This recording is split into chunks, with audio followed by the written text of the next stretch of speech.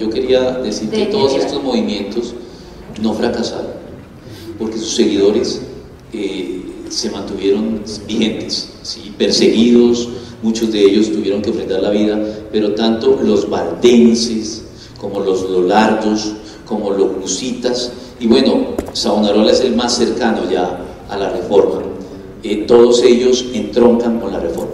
Cuando la reforma viene, estos grupos finalmente dicen, esto era lo que estábamos esperando, y muchos de ellos hasta desaparecen con su identidad propia para fundirse en los nuevos movimientos reformadores. Entonces, a mí, desde ese punto de vista, no me parece que para nada hayan fracasado, sino que ellos prepararon el terreno, y cuando llega Lutero todos reconocen, como lo dijo Hus, que llegó la época del cisne, a que no van a poder quemar, y ese es Lutero, y por supuesto Calvino y Zwingli, y se unen a esa causa y se funden con la reforma, con la segunda reforma. Voy a concluir solo con una última pregunta para nuestros especialistas. ¿Qué lecciones nos dejan los prereformadores a la iglesia contemporánea? O sea, la actual, su vida, sus obras. ¿Qué lecciones, qué consideran ustedes? ¿Qué historia es para nosotros? Como tú lo decías, uno de los principios de la iglesia, de la reforma, es la iglesia siempre reformándose. Y es porque la iglesia, pues, está constituida por personas que somos imperfectos, cometemos errores, y es necesario siempre una renovación.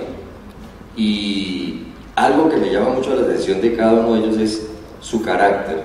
Eran personas disciplinadas, personas que amaban la palabra de Dios, hasta si era necesario dar la vida por ella, la daban, y que transmitían lo que encontraban ahí a las personas, tenían contacto con las personas, su integridad como tal. Y los reformadores de hoy, sería la pregunta, ¿dónde pueden estar? Si tienen estas características, hoy, como plantea el pastor Darío en sus libros, tenemos un mundo de imágenes, pero el mundo de la palabra se ha pasado a un segundo plano, ya casi no leemos, y es importantísimo siempre instruirnos. Entonces, buscar siempre, decía una de las frases de José, era escudriñar las escrituras, escudriñenlas. Entonces es una invitación que hace abierta, yo creo que a todas las generaciones, escudriñémoslas. Yo creo que un legado de estos hombres de la primera reforma, ya me gustó el término, de la primera reforma,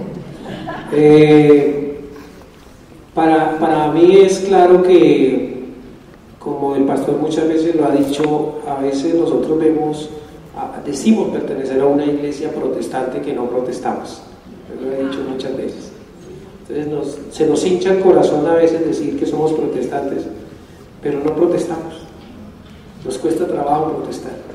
Y estas personas en su momento sabían que la cosa no iba a ser fácil, que quizás hasta la vida misma, como lo declaramos aquí, excepto Wycliffe, aunque Wycliffe muere prácticamente en la prisión de su casa, digámoslo así, tampoco disfrutando de grandes bienestares tampoco. Pero sí creo que es un legado para nosotros. Y si nosotros decimos ser, si nuestras raíces están puestas en estos hombres que la tenían clara frente al tema de la palabra y la verdad, debemos ser personas que hoy se nos debe notar el protestantismo, realmente como se les notó a estas personas, y de la cual estamos hablando hoy. Estamos hablando de 600 años después. Si esto no hubiese sido importante, no estaríamos hablando acá de esto. Son protestantes, y nosotros somos protestantes. Hay que hacer algo. Enganchando con lo que ya dije sobre que Dios nunca, en la iglesia nunca deja de haber un remanente, aunque no sea muy visible, aunque a veces parezca inexistente, como en la época de Elías, que dijo: soy el único, y el Señor dijo: no eres el único, tengo 7,000. Enganchando con esa idea, creo que está la idea actual de lo que llamamos avivamiento. Alfonso Ropero decía en uno de sus libros, decía que el avivamiento nunca falta en la iglesia, nunca falta, pero decía, otra cosa es si nosotros estamos en condiciones de verlo y de ajustarnos a él, porque a veces lo que pasa es que el Señor está avivando su obra y nosotros quedamos al margen de ella. Y hay una imagen de Rick Warren. Él dice que en línea con el avivamiento que siempre está presente en la iglesia de un modo u otro, él dice que el viento del Espíritu siempre forma olas a lo largo de la historia de la iglesia. Entonces Rick Warren, aquí viene la idea de Rick Warren en su libro Una iglesia con propósito, dice que la opción de la iglesia es una de dos: o nos dejamos zarandear por las olas y revolcar por ellas, o como un surfista experimentado, dice él, aprovechamos la fuerza de la ola y nos colocamos en la cresta y vamos a donde la ola nos lleve. Esas son las dos opciones de la iglesia. Siempre hay avivamiento. ¿Dónde? Eso es lo que tenemos que buscar. ¿Cómo? Eso es lo que tenemos que ser sensibles a la voz de Dios. ¿Cómo quiere Él que se concrete ese avivamiento en la iglesia? Si no somos sensibles, si no estamos atentos, vamos a ser revolcados por la ola y vamos a quedar al margen de ella. Vamos a salir maltrechos. Y no es en vano que el apóstol Pablo utiliza en Efesios la figura de la ola revolcando a los niños. Dice, para que no seamos como niños fluctuantes, llevados por cualquier ola de doctrina. Los que no van a la palabra, los que no tienen buen fundamento bíblico, son los que son revolcados por la ola. Mientras que los que tienen fundamento bíblico pueden identificar dónde es que Dios quiere que nos subamos a la ola. Nosotros no creamos la ola la crea Dios.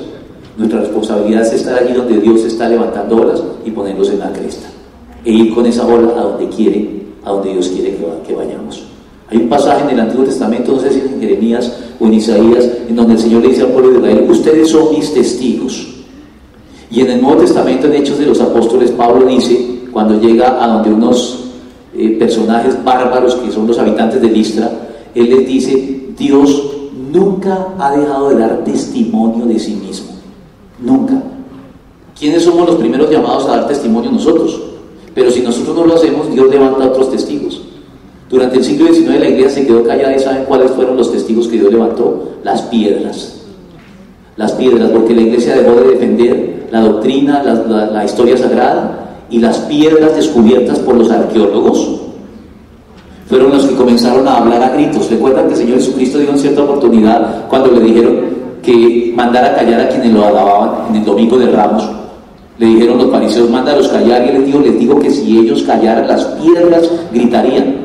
Cuando la iglesia cayó en el siglo XIX, la arqueología se levantó a gritar a través de las piedras, las inscripciones en piedras. Entonces la idea es que, como lo dice en una de sus canciones Marcos Vidal, mientras haya aliento en mí, Señor, las piedras no tendrán la necesidad de hablar. Que nosotros seamos sus testigos y que Dios no tenga que buscar que dar testimonio al margen de nosotros, sino que lo haga a través de nosotros. Que estemos en el avivamiento y no al margen de él. Que estemos en la iglesia Semper Reformanda. Bueno, gracias, pastor.